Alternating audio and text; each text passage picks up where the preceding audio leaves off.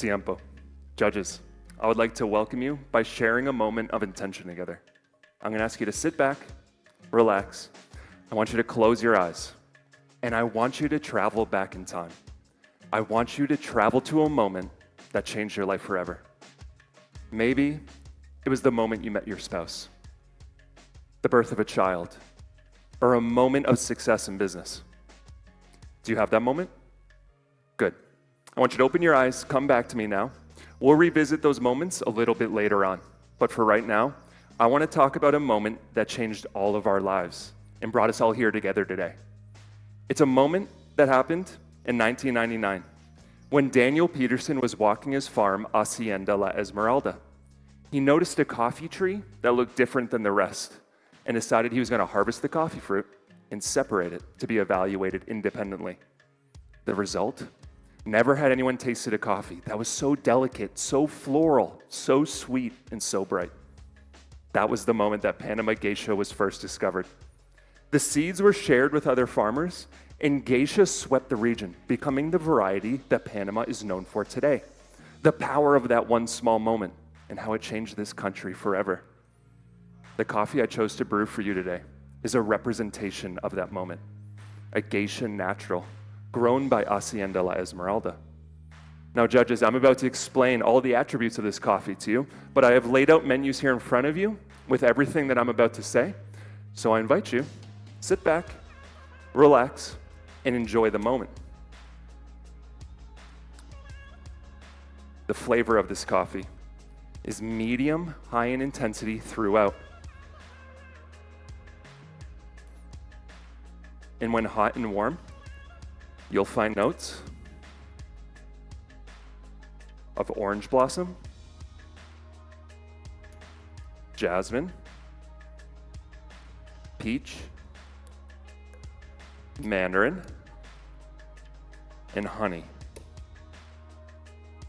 And when cool, you'll find notes of orange blossom, jasmine, peach, and honey. The aftertaste is long through all three temperatures. And when hot, you'll find notes of mandarin and honey. And when warm and cool, you'll find notes of peach and honey. The acidity is medium-high throughout.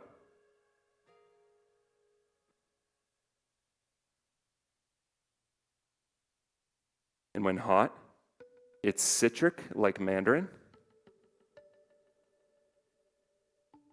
and malic like peach.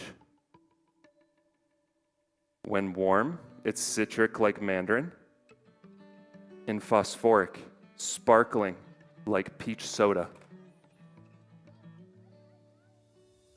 And when cool, it's citric like bergamot and still phosphoric, sparkling like peach soda.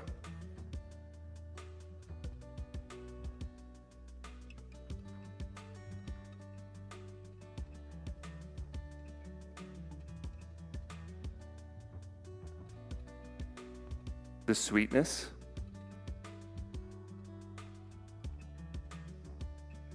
is medium-high throughout.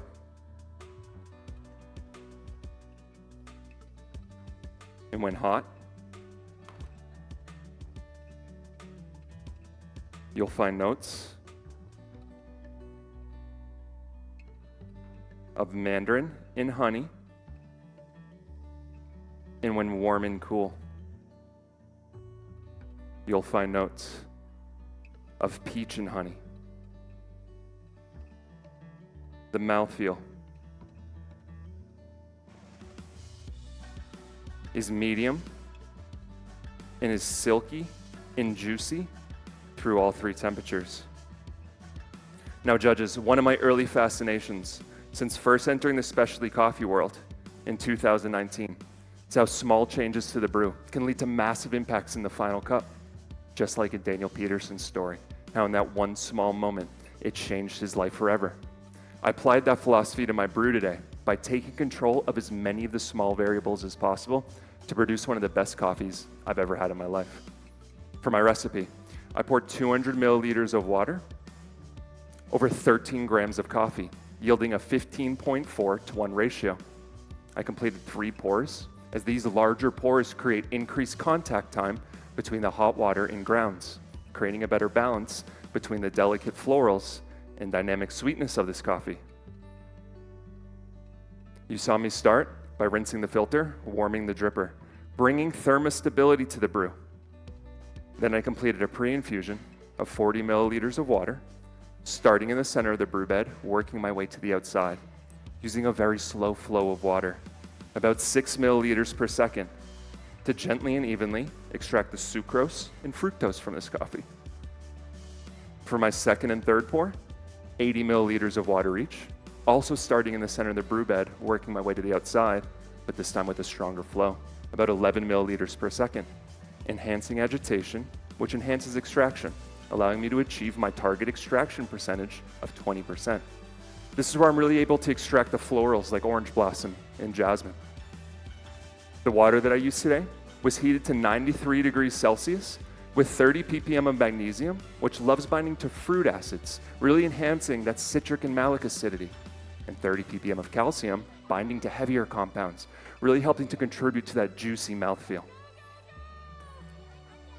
Now, judges, I'm going to ask for you to please wait to evaluate the aroma until I instruct you to do so, and please wait to taste the coffee until after I've called time.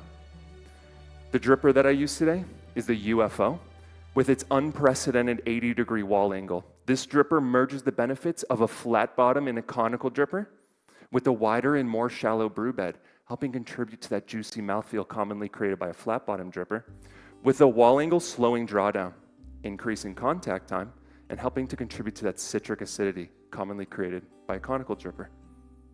Please wait to evaluate the aroma until I instruct you to do so.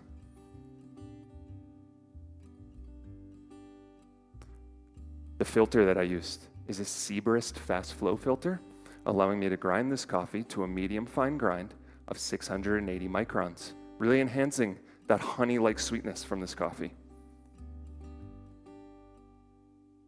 In the aroma, you will find notes with medium-high intensity of mandarin, peach, orange blossom, jasmine, and honey. I invite you now to evaluate the aroma directly out of the carafe.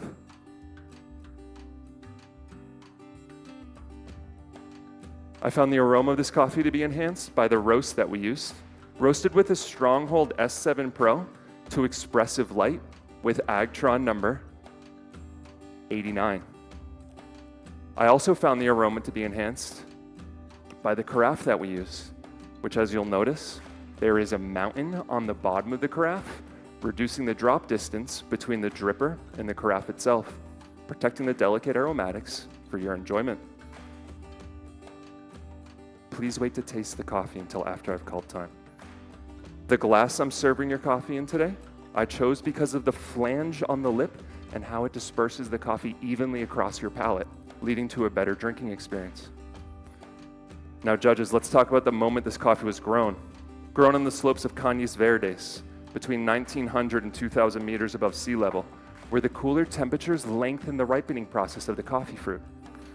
It was harvested on February 19th, very late in the season, allowing the natural sugars and organic acids to develop more fully, and then placed to dry and using a natural process in a climate-controlled room for 49 days. Now, judges, when I close my eyes and I think of that moment that changed my life forever, it's the moment I decided to move here to Panama, which led me to marrying my wife, us having a child together, and me falling in love with coffee in a way I never knew possible. I often think to myself, what would my life look like if that moment never happened? And I ask you, what would your lives look like if the moments you thought of never happened? What would the world of coffee look like if Daniel Peterson never separated the fruit from the tree that day? This cup, this coffee, is a representation of the small moments, and how small moments can lead to massive impacts. Please enjoy your coffee. Tiempo.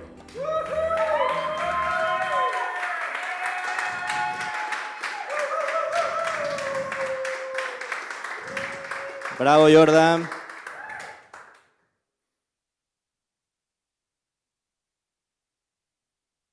Around here, Jordan.